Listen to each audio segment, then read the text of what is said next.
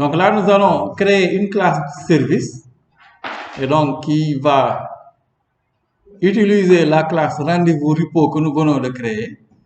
Voilà. Et donc, pour implémenter la logique métier dans une couche différente. Mais néanmoins, aussi, vous pouvez vous passer du service et directement utiliser la classe repository. Donc, là, nous nous déplaçons donc d'un niveau ici pour nous rapprocher donc de la liaison avec le client web que nous allons créer, avec la création donc d'un service. Et donc, qui va cacher la logique métier. Maintenant, la logique métier ici, pour le moment, ne permet que d'attaquer une base de données. Mais la logique métier peut contenir aussi d'autres choses, hein, comme dans toutes les applications web.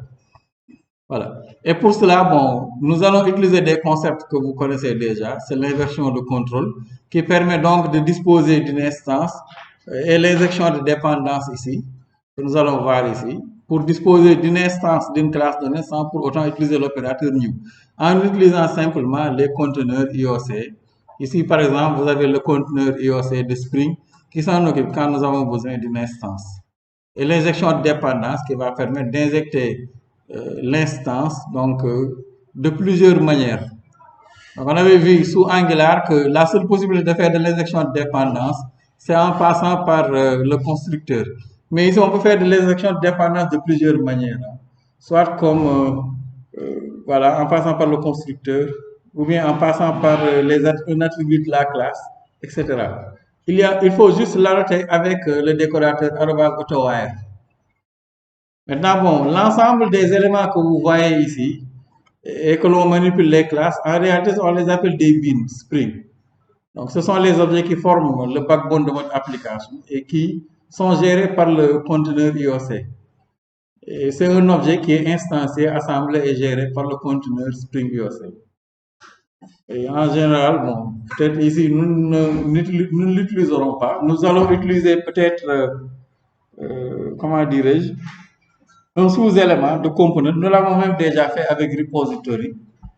Voilà. Et si une classe est annotée avec @component, la classe devient candidate à la détection automatique. Lorsque vous créez ce qu'on appelle un contexte basé sur des annotations, voilà, vous pouvez aussi lui donner un nom. Et en réalité, @contrôleur, les restes, etc., @service et @repository, c'est simplement une spécialisation d'@component dans la couche service et de persistance. Bon, repository, nous l'avons déjà utilisé, ce sont aussi des composants. Là, nous allons utiliser @service pour créer cette couche-là et après @contrôleur, bon, surtout reste contrôleur, une peut-être sous-classe ou sous-annotation, comment on peut dire, et qui va permettre d'utiliser les services RESTful. Donc, un bin Spring dans la couche service doit être annoté avec @service au lieu de @component. Donc, c'est ce que nous allons faire. Et quand vous créez un composant, vous pouvez aussi lui donner une portée. Avec @scoop, singleton, prototype, request, session, global session. Voilà, pour dire quelle est la portée et la durée de vie de l'instance qui sera créée. Le temps de la session, le temps de la requête, etc. Il existe aussi pour les bins, même pour les entités là que nous avons créées. Voilà, vous avez pour les bins en général, oui, des méthodes du cycle de vie que vous pouvez utiliser comme post-construct, pré-destroy. Et quand vous annotez, et il y en a d'autres, hein, parce que ce ne sont pas les deux seuls. Voilà, quand vous annotez des méthodes avec ces annotations-là, ça va permettre d'exécuter ces méthodes-là automatiquement. Voilà, après l'injection, la création de l'injection de dépendance et l'annotation pré-destroy, avant que l'instance ne soit injectée, donc la méthode sera automatiquement exécutée. Et vous avez aussi @component_scan, dont je vous parlais, configuration, voilà, qui sont utilisés pour spécifier les packages où se trouvent les bins, donc les classes qui sont utilisées, donc, que nous n'allons pas utiliser ici. Donc, si vous regardez dans la première version du cours de Spring Boot, vous avez un exemple complet là-bas avec configuration et component scan. Là, c'est surtout important dans le cas où vous avez créé des packages hors de là où se trouve le fichier qui contient la classe qui contient la méthode main. Dans ce cas, il ne va pas automatiquement détecter les bins, les classes là que nous allons créer. Mais ici, peu importe, on n'aura pas ces soucis-là. Donc, pour l'injection de dépendance, on utilise @AutoWire. Voilà. Ça va permettre de faire de l'injection de dépendance entre les billes, les classes là que nous allons créer. Il suffit juste d'annoter un constructeur ou bien une méthode avec cette dernière. Et le conteneur Spring va faire la suite. Il va créer une instance de la classe, le chercher et l'injecter automatiquement au niveau de l'instance courante de la classe. Vous avez aussi @qualifier qui est utilisé lorsqu'on a plusieurs classes qui implémentent une interface et qu'on veut faire de l'injection de dépendance. Et @ressources qui est une fusion de AutoWire et @qualifier. Bon, nous allons utiliser AutoWire parce que nous n'avons que des classes. Voilà. Donc, pour rappel, je l'ai dit tout à l'heure, @service annote les classes au niveau de la couche service. Voilà. Donc, les composants service sont des classes qui contiennent l'annotation @service. Donc, il ne faut pas le confondre avec le service RESTful que nous allons, la classe contrôleur REST que nous allons plutôt créer tout à l'heure et qui expose donc les fonctionnalités de l'API REST. Voilà, donc nous allons créer une nouvelle classe qui va se trouver dans un dossier service voilà, que j'ai appelé service rendez-vous. Vous pouvez l'appeler comme vous voulez. Dans la classe, nous allons déclarer une instance de rendez-vous repo et dans le constructeur, procéder à une injection de dépendance de rendez-vous repo. Voilà, et automatiquement, il va créer une instance de rendez-vous repository qu'on avait créé tout à l'heure qui permet d'accéder aux méthodes de JPA repository qui permet de manipuler la base de données voilà, et injecter donc l'instance au niveau de l'attribut de la classe. Et ensuite, nous allons maintenant voilà, créer les méthodes métiers ici, comme ajouter rendez-vous qui va permettre d'ajouter un nouveau rendez-vous. Donc ici, voilà, donc j'ai seulement changé ici par rapport au rendez-vous RV qui est reçu. Ici, la valeur du code RV, donc qui a été généré ici. Donc c'est un code UUID. Donc, ce sont des codes uniques que l'ordinateur peut, que bon, Java génère pour le sauvegarder. Ensuite, nous avons la méthode qui récupère l'ensemble des rendez-vous dans la table des rendez-vous. Pour cela, vous voyez, on utilise simplement l'instance de rendez-vous repo.findAll. Et puis c'est bon.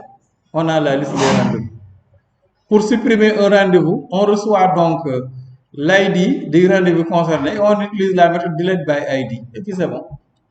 Donc voilà, aucun code SQL. Pour trouver un rendez-vous par ID aussi, find by ID. Et puis c'est bon. Donc là, on trouve un rendez-vous par ID. Bon, c'est vrai que la méthode ici, je l'ai mal implémentée. Normalement, on retourne un rendez-vous. C'est return. Voilà. Donc, trouver un rendez-vous par ID. Voilà. Ensuite, ah oui, c'est vrai, j'ai changé la méthode. Parce que bon, on peut trouver ou non trouver ou ne pas trouver le rendez-vous. Et quand on ne trouve pas le rendez-vous et qu'on n'a pas géré les exceptions, vous allez vous retrouver avec votre API qui va crasher. Voilà. Donc pour cela, on gère l'exception ici.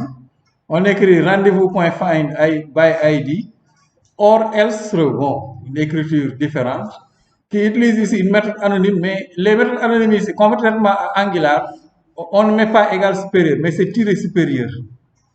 Donc c'est les mêmes méthodes. Et ensuite, ici, là on retourne une instance d'une classe de gestion d'exception, rendez-vous not found exception ici.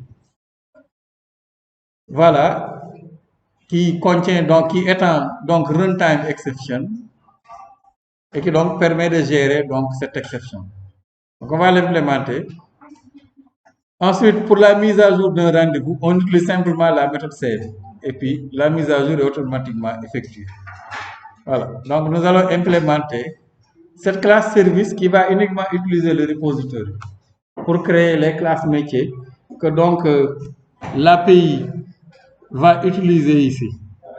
Donc, si vous regardez, ce sont ces méthodes-là qui sont simplement utilisées, mais avec des décorations. Vous voyez ici, on récupère l'ID getMapping pour chercher quelqu'un ou bien pour retourner tous les rendez-vous, vous voyez, une instance de service rendez-vous, simplement. Et quand on a l'instance de service rendez-vous ici, on utilise la méthode getAllRV et on retourne ici donc l'ensemble des rendez-vous sous forme de response entity que nous allons voir tout à l'heure. Qu'est-ce que cela signifie bien? Donc, qui représente une réponse HTTP avec les corps et tout. OK. Donc, création maintenant de... On va créer la classe de service. Donc, clique bouton droit, New. Donc, classe.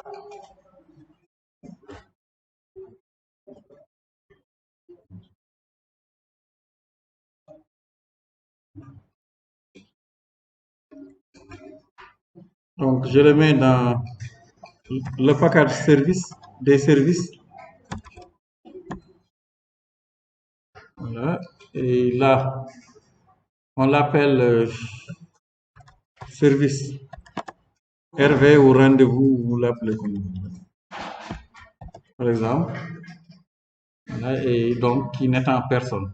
Bon, vous pouvez aussi mettre constructor from superclass. Vous pouvez le cocher parce qu'on aura besoin d'un constructeur. Voilà, et puis finish. Donc, une simple classe Java. Voilà. Et là, j'ai besoin donc d'une instance de repository. Donc, private. C'est comment? C'est rendez-vous repo.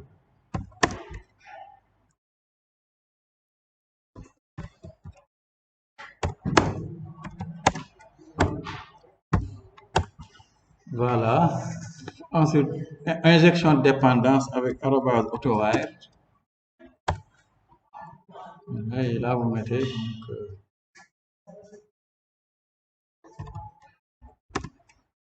donc, bon, appelez comme vous voulez.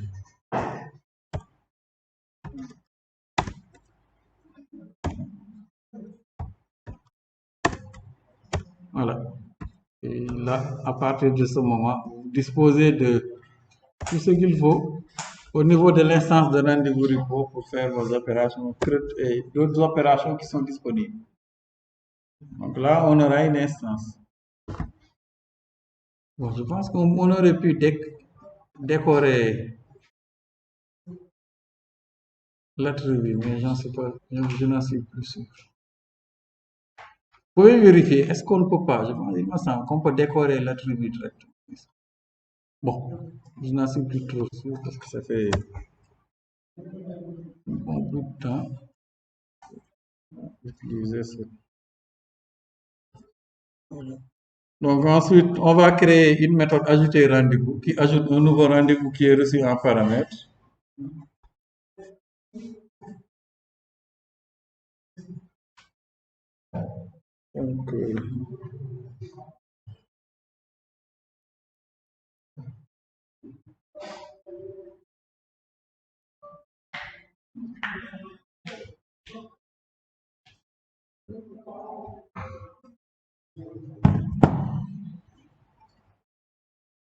Donc, une méthode ajouter rendez-vous. Bon, je réduis cette fenêtre parce que donc, contrôle moins le zoom public void ajouter rendez-vous. Bon, ou ajouter RV et qui reçoit en paramètre un rendez-vous à ajouter. Voilà. Et là, ce qu'il faut faire. Bon, le code RV pour le moment est vide. C'est seulement ce que j'ai changé ici pour vous montrer comment est-ce qu'on génère des. Donc, rv.sort code RV, UID. Vous ne l'avez pas vu dans le cours de cryptographie, je pense. Vous l'avez vu là-bas, en principe. Donc, point. Qu'est-ce qu'on rajoute encore? ToString. Voilà, parce que c'est une chaîne de caractères. Donc, si vous voulez générer des codes uniques, vous pouvez l'utiliser, il est très pratique. C'était juste pour vous le montrer. Mais ici, l'objet, c'est surtout d'utiliser l'instance de rendez-vous repo que nous avons obtenue. Ensuite, vous voyez, vous avez toutes ces méthodes. La méthode count, comme ça vous allez voir toutes les méthodes que l'instance de repository nous permet d'obtenir. Count pour compter l'ensemble des éléments qui sont dans le formulaire. Vous voyez, vous avez count, delete all, equals, delete in batch, delete by ID pour supprimer par l'ID, exist by ID pour voir est-ce qu'un élément existe dans la base, dans la table de la base, find all, find one. Vous voyez, toutes ces méthodes-là sont à votre disposition et en général, permet de faire toutes les opérations que vous souhaitez faire dans une base de données. Donc, maintenant, rendez-vous repo, on va donc find all. Ouais, find all. Voilà, et là, il retourne tout le monde. Et là, on le retourne, return. Voilà. Parce que je suis paresseux, je le laisse toujours écrire les types de retourner. Bon, c'est le rôle aussi des éditeurs. Hein. Mais bon, je n'ai pas les touches inférieures et supérieures, donc je le laisse générer tout cela.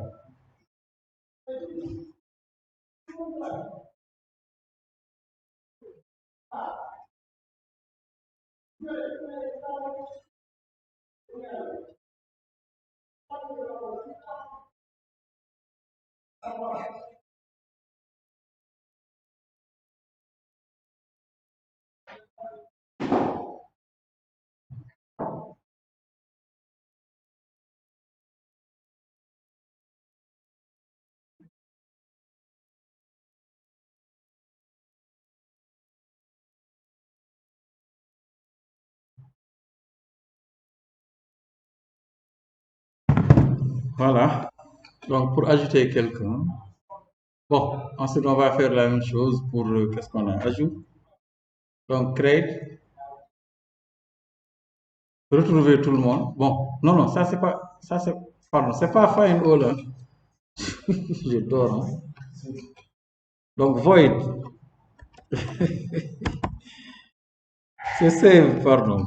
Je commence à dormir, non. Hervé. Voilà. Il n'y a pas de return. Bon, qu'est-ce que ça retourne même? Bon.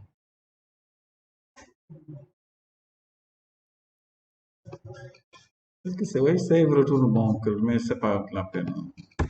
Le return n'est pas important. Voilà, je me suis trompé tout à l'heure. Voilà, donc on a la méthode ajouter RV. Qu'est-ce qu'on a? Bon, get all RV, bon, public.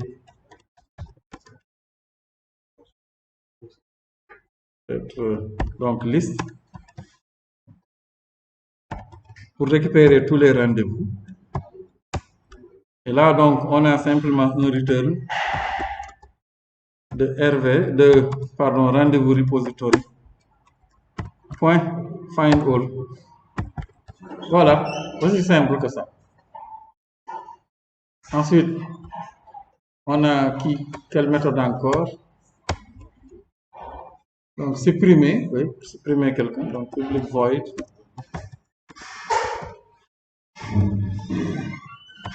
Bon, vous pouvez même rajouter RV by ID, comme ça c'est clair que c'est par ID. Donc, long.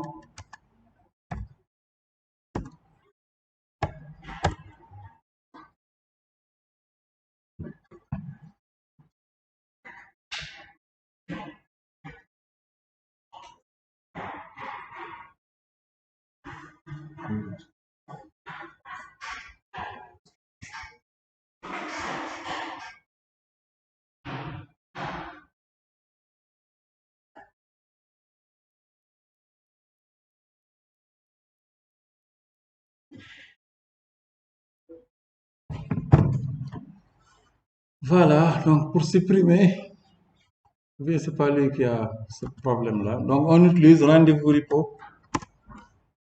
Bon, vous pouvez voir d'autres formes d'écriture pour ces méthodes. Hein.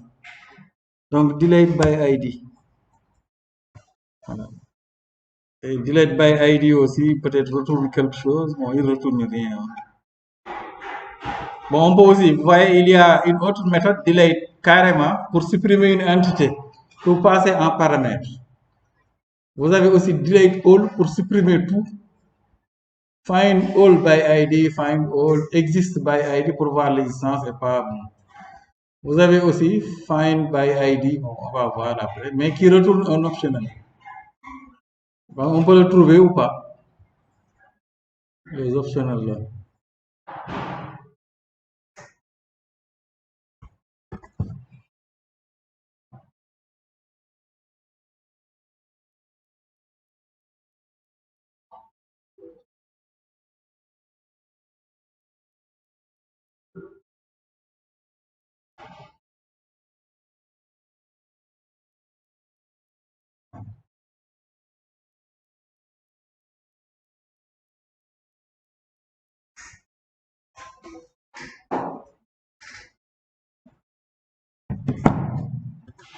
Ok, donc supprimer. Maintenant, bon, quelle autre méthode j'ai implémentée? Trouver PyID.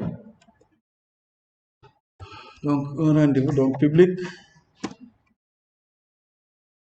Et donc, c'est juste aussi un prétexte pour voir la gestion des exceptions dans Spring Boot. Donc, trouver RV by ID. Bon, mettez des noms qui sont clairs parce que ça aide dans la programmation.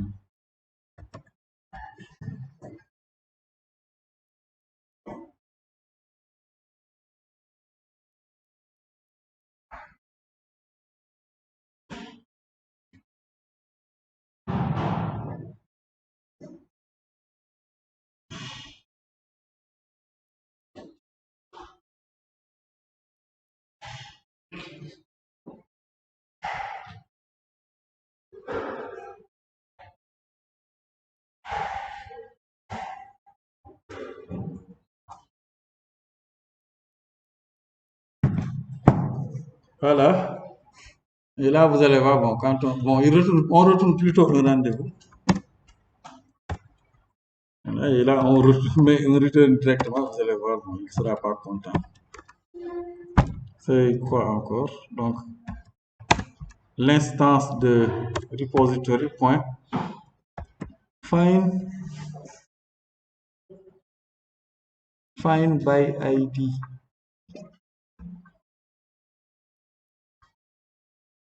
Même si bon, on pouvait ne pas se casser la tête et utiliser find all by ID. Il retourne une liste, mais bon, avec l'élément au moins, mais bon, c'est pas grave. Donc, find all by ID, bon, quand vous le mettez là, bon, il râle un peu. Vous pouvez passer la souris et voilà, il vous dit cannot convert from optional rendezvous to rendezvous. Bon, pour cette classe-là, je vous. Mais c'est juste que, bon, même s'il met ça et sans content, mais voilà, c'est surtout que là, vous devez gérer les exceptions là. On ne va pas laisser parce que quand on met optional rendez-vous, bon, vous pouvez essayer après, la récupération pose problème. Ce qu'il faut, c'est simplement gérer l'exception ici. Donc, point.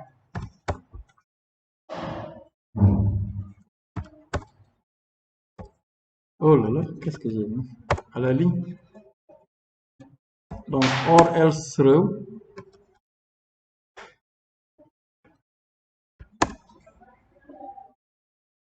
Ah oui, je ne suis plus dans la version 11. Est-ce que ça, j'espère que ça ne va pas me poser de problème.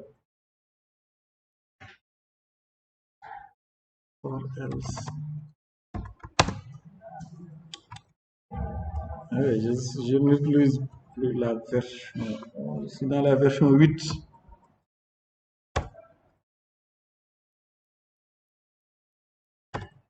Oh là là, j'ai mis quoi? Oui, voilà, c'est bon, heureusement. J'avais cru que c'était lié à la version. Donc, or else through. Et dedans, donc, vous mettez une méthode anonyme. Bon, autre manière différente de Angular. Les méthodes anonymes. Voilà, et là, donc,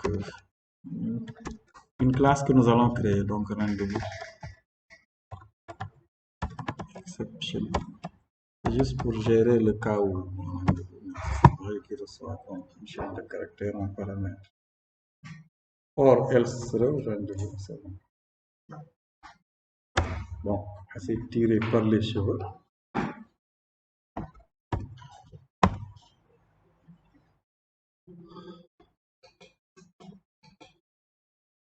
Voilà, donc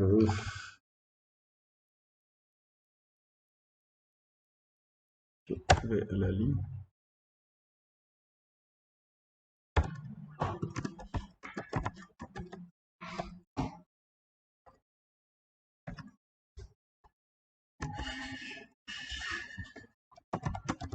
Bon, juste ce message-là. Dans le cas où on demande un rendez-vous qui n'existe pas. Maintenant, il faut créer cette classe de gestion d'exception, rendez-vous exception, et qui doit donc être une classe de gestion d'exception.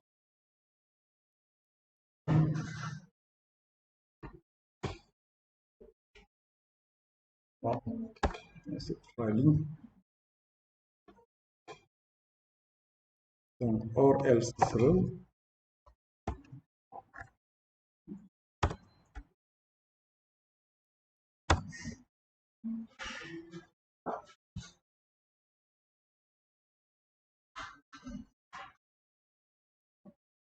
En espérant, je n'ai rien oublié. Donc, or else through.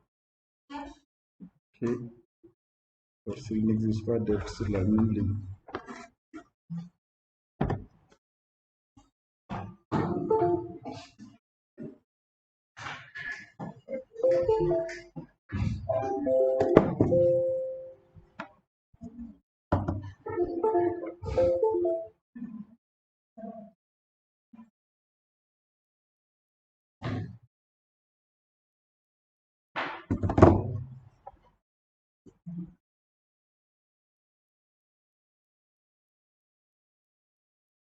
Je me demande toujours comment est-ce qu'on fait pour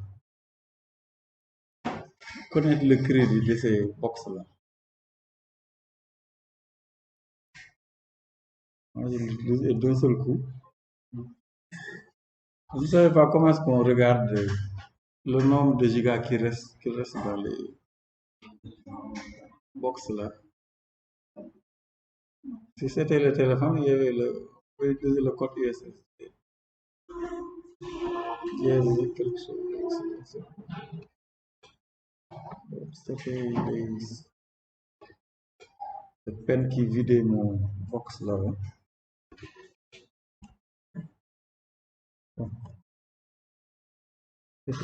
Donc ensuite, je vais lui demander de créer cette classe. Donc je passe la souris, créer classe rendez-vous. Là, bon, vous pouvez aussi le mettre. Bon, est-ce que je l'ai mis dans. Bon, oui, je l'ai mis dans un autre package aussi, pour les exceptions. Peut-être pas service, mais.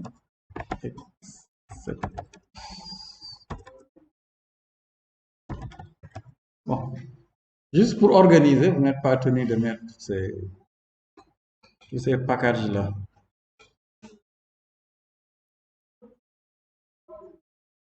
Mais c'est juste pour organiser le code.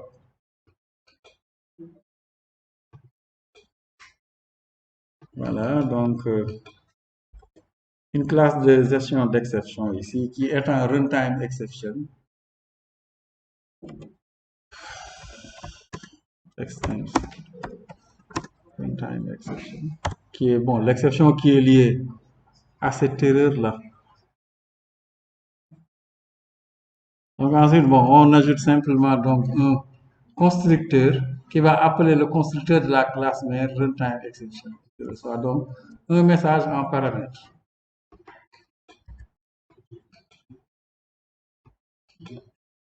Public runtime exception. Donc qui appelle la classe mère avec un paramètre qui est appelé paramètre system. Voilà. C'est bon. Et là, on a donc bon, vous pouvez aussi arrêter l'exécution de Spring. Quand vous laissez exécuter, vous pouvez avoir des traces d'erreur. Bon, et on retourne ici pour voir. Qu'est-ce qu'il dit là? No situation.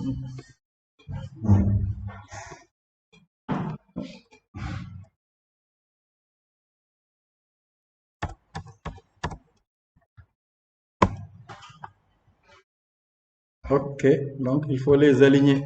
Il ne veut pas que l'on mette la méthode en ligne sur une autre ligne.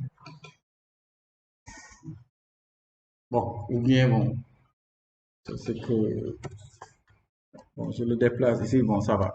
Ça va, donc, voilà, pour que vous puissiez voir tout le corps. Et là, on a la méthode qui permet, donc, on a une méthode ajoutée qui retrouve tout le monde, supprimée et trouvée par ID. Bon, vous pouvez aussi en implémenter d'autres, ça dépend de vous et de ce que vous voulez. Bon, par exemple, il reste une seule méthode, oui, c'est vrai, mise à jour, qui va permettre de faire une mise à jour, mais par l'intermédiaire donc de l'entité. Donc, public, bon, je l'appelle update RV directement. Il peut recevoir le rendez-vous, voilà, et que l'on doit mettre à jour. Et donc, c'est très simple. On utilise simplement rendez-vous repo, point save. Et vous lui passez RV et là, il va s'occuper donc de la mise à jour. Voilà. Donc, aussi simple que ça.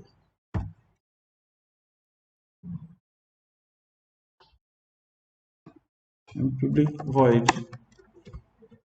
Et voilà, notre service est prêt. Il faut maintenant créer la classe qui va exposer donc les ressources de l'API, les ressources, les ressources du service REST en utilisant ces méthodes. Et là-bas, bon, on va écrire voilà, formater les jurys qui vont permettre d'accéder aux ressources pour faire les opérations crées. Maintenant, ce travail, vous devez le faire pour chaque entité, je le répète. Pour chaque entité, vous devez créer le modèle, créer l'entité. Après avoir créé l'entité, vous devez créer un repository. Hein? Ensuite, vous pouvez peut-être avoir le même service. Peut-être là, le service peut être unique. Mais pour chaque, par exemple, ajouter un rendez-vous ne se fait pas de la même manière que l'on ajoute les lieux. Hein?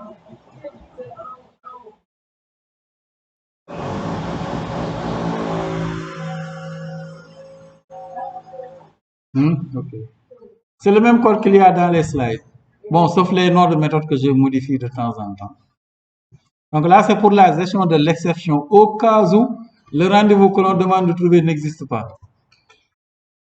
Bon, exception aussi que l'on pouvait aussi faire pour la suppression. Parce qu'on peut aussi demander de supprimer un rendez-vous qui n'existerait pas dans la table de la base de données. Oui? Oui? Oui?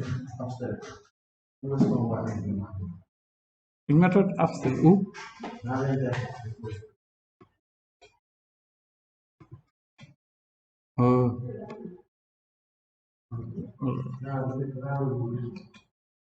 Oui, vous pouvez définir des méthodes ici. Bon. Ah, on définit ici des méthodes, mais vraiment, d'un seul coup, les méthodes sont utilisées. En tout cas, j'ai vu écrire des méthodes, mais après, nulle part on implémente du code. Je ne sais pas comment. C'est pourquoi même je n'ai rien mis, parce que je n'ai pas encore compris comment il se débrouille pour savoir ce qu'on veut. Peut-être, oui, sûrement des conventions ou autres. Parce que j'ai vu ici déclarer, par exemple, à la place de supprimer par ID, on peut déclarer des méthodes ici. Des fois, des méthodes optionnelles et d'autres.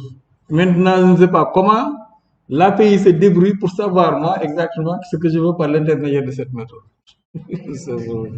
Mais c'est peut-être par les conventions de nommage ou autre. C'est pourquoi je n'ai rien mis. Mais si vous regardez dans les tutos, bon, sur même l'autre, l'exemple qui est dans Open Classroom peut-être, vous verrez qu'on a déclaré des méthodes ici. Et le problème, c'est que vous ne verrez nulle part où on crée le corps de ces méthodes-là. Donc, comment il se débrouille pour savoir bon, que quand je déclare une méthode telle, c'est telle chose que je souhaite. Vraiment, je ne sais pas. Voilà, donc notre service est prêt et le service expose donc le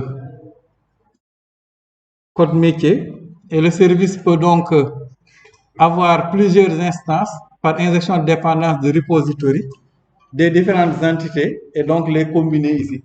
Comme ça, vous avez un seul service et quand vous allez créer votre API REST, votre classe, le contrôleur REST, vous allez pouvoir uniquement à partir de services ici, je l'ai appelé dans le debout, parce qu'on a un seul service.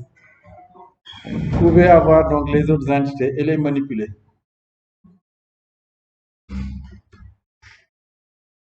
Voilà, donc la plus grande partie du travail est terminée. Maintenant, nous allons voir comment est-ce qu'on expose les services de l'API REST. Comme ça, on va pouvoir faire les tests avec Postman et documenter l'API REST. Et là, le microservice, bon, aussi est prêt. Parce que c'est un microservice.